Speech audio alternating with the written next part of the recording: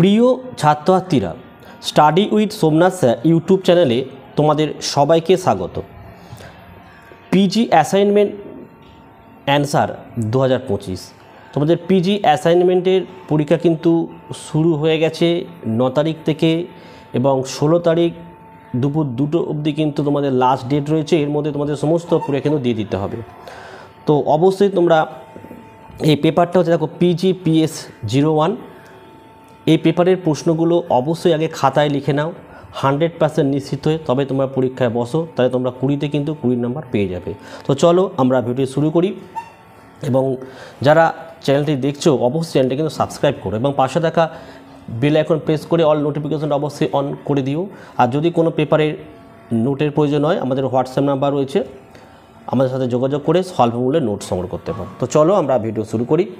দেখো, একের প্রশ্ন, কে গান্ধীর নেতৃত্বে কংগ্রেসের আন্দোলনকে প্রতিক্রিয়াশীল আখ্যা দিয়েছিলেন? এম.এন. রয়। 2, দেখো, কোন বিখ্যাত ব্যক্তিত্ব অর্থায়িত দেশীয় মেলা আয়োজনের পক্ষে ছিল? লিখবে মহাত্মা গান্ধী। 3, দেখো, জাতীয় বর্ণের মধ্যে কে পার্থক্য করেছেন? লিখবে বঙ্কিমচন্দ্র চট্টোপাধ্যায়। 4 নম্বর প্রশ্ন, দেখো, পাঞ্জাব এলিমিনেশন অ্যাক্ট, উত্তরটা লিখবে কৃষক বিদ্রোহে। 5, তার বিশ্ব পরিচয় শীর্ষক গ্রন্থে রবীন্দ্রনাথ ঠাকুরের কোন ধারণার সন্ধান পাওয়া যায়? লিখবে আন্তর্জাতিকতাবাদ। 6, বঙ্কিমচন্দ্রের রচিত গ্রন্থটির নাম কি, যেখানে তিনি দেখতে পেয়েছিলেন যে সনাতন হিন্দু ধর্ম অনুসারে হিন্দু ও মুসলমান সমান? উত্তর লিখবে সাম্য। 7, ইস্ট ইন্ডিয়া কোম্পানিতে চাকরিরত অবস্থায় রামমোহনের সামাজিক ও রাজনৈতিক অবতারণার ওপর কে গভীর প্রভাব বিস্তার করে? লিখবে জন ডিগবি। 8, রবীন্দ্রনাথের মতে কোন পশ্চিমা ধারণা বাংলা ভাষায় তরজমা করা সম্ভব নয়? লিখবে জাতি। 9, ভারতে আলিগড় আন্দোলনে কয়টি মূলনীতি ছিল? 4টি। 10 নম্বরের প্রশ্ন, ভারতীয় কংগ্রেসের কোন অধিবেশনে সুভাষচন্দ্র বসু দেশের অর্থনৈতিক উন্নতির জন্য অর্থনৈতিক পরিকল্পনার প্রস্তাব দেন? লিখবে হরিপুরা অধিবেশনে। 11, জওহরলাল নেহরুর রাজনৈতিক জীবন ভারতের কোন আন্দোলনের মধ্য দিয়ে শুরু হয়? অসহযোগ আন্দোলন। 12, দেখে নাও, তহজিবুল আখলাক নামক পত্রিকাটি কী ধরনের পত্রিকা? লিখবে এটি একটি মাসিক পত্রিকা। 13, বঙ্কিমচন্দ্রের কোন রচনা গোপন আত্মচরিত হিসাবে বিবেচিত হয়েছিল? কমলাকান্তের দপ্তর।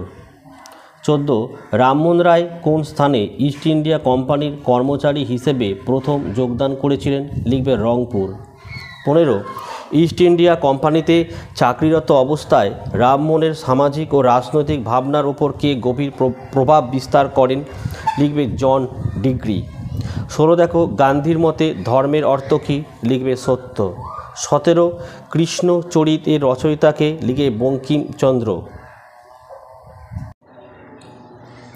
18, দেখে নাও, PSP এর সম্পূর্ণ রূপ কি? প্রজা সমাজতান্ত্রিক দল। 19, দ্য আনহ্যাপি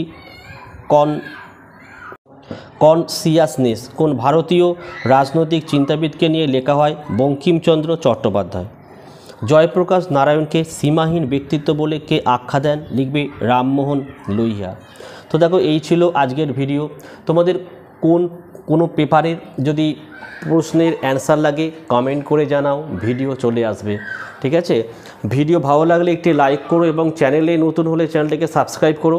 পাশে থাকা বেল আইকন প্রেস করে অল নোটিফিকেশানটাকে অন করো, যাতে আমি যখনই কোনো ভিডিও আপলোড করব সবার প্রথম যেন তোমাদের কাছে পৌঁছে যায়। আজকের ভিডিও আমি এখানেই শেষ করলাম। তোমরা প্রত্যেকে ভালো থেকো এবং সুস্থ থেকো।